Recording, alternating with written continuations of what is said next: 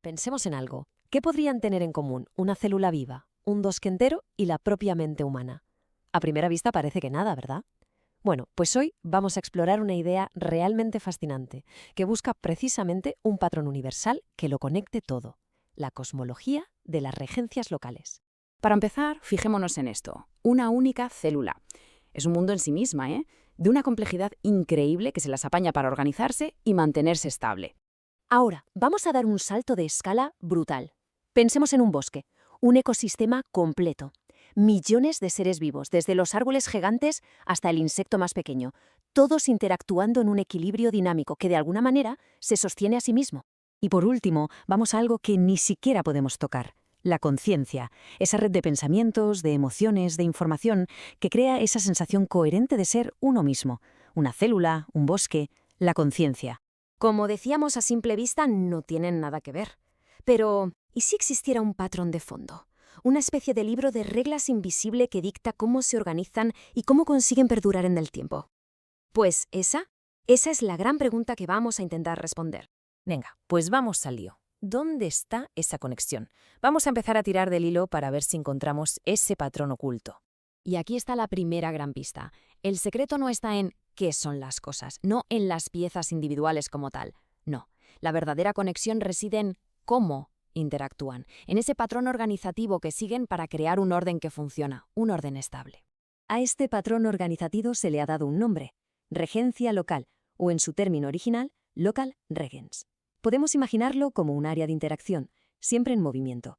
Un espacio dinámico donde la energía, la materia y la información se gestionan, se regulan, para que el conjunto se mantenga coherente y siga funcionando.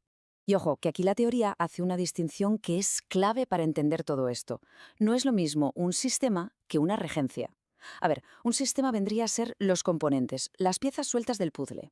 En cambio, una regencia es la imagen completa que emerge cuando todas esas piezas encajan. Es la diferencia entre tener las notas musicales sueltas y tener la melodía que crean todas juntas.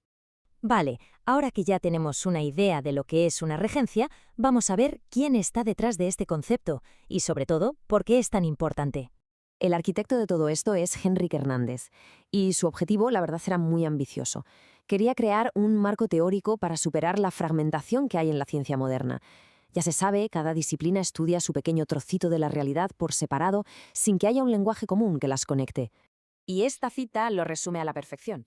El objetivo final de la cosmología de las regencias locales, o CRL, es precisamente ese: proponer un lenguaje común, unificado, que nos sirva para analizar esos patrones que se repiten una y otra vez en todas partes, desde la física de un átomo hasta una civilización entera.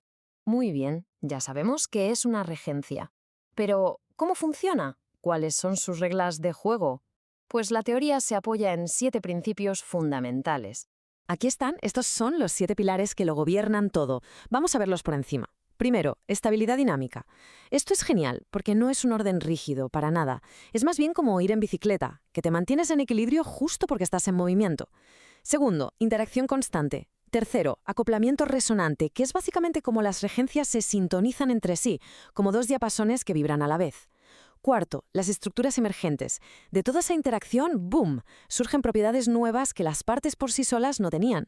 El ejemplo clásico es la humedad, que emerge de las moléculas de agua, pero una molécula sola no está húmeda.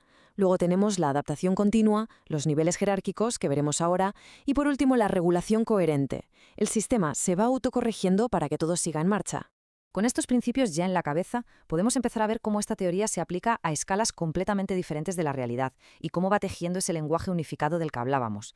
Y aquí es donde vemos en acción el principio de los niveles jerárquicos. A escala biológica, por ejemplo, una célula es una regencia, y un conjunto de células forma un organismo, que es otra regencia más grande.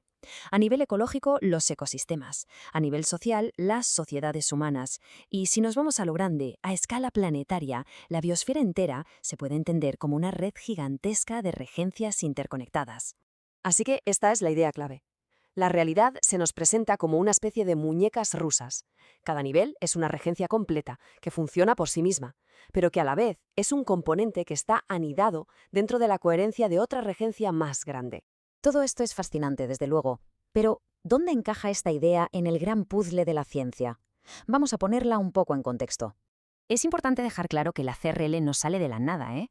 entra en conversación directa con teorías muy potentes que ya existen, como la teoría de sistemas, el concepto de autopoiesis de Maturana y Varela o la famosa hipótesis Gaia de Lovelock. Entonces, ¿qué es lo que aporta de nuevo? Pues su contribución más original es justamente ese lenguaje unificado. Nos ofrece una manera de describir cómo esos dominios de organización, las regencias, aparecen de la nada, cómo se comunican entre sí y cómo se van estructurando en esas jerarquías que vemos por todas partes en la naturaleza. Y con esto llegamos a una aclaración que es fundamental. La CRL no pretende ser la respuesta definitiva a todo. Se presenta más bien como un programa de investigación, como un modelo que está en desarrollo. En el fondo, es una lente nueva, una perspectiva diferente para observar los patrones del universo. Y así, al final, la cosmología de las regencias locales nos deja con una pregunta que da que pensar. Si todo, absolutamente todo en el universo, desde nuestras células hasta las galaxias, es parte de la misma danza de organización, ¿qué significa eso para el lugar que ocupamos en ella? La respuesta, quizá, está en empezar a vernos no como piezas sueltas, sino como parte integral de la melodía.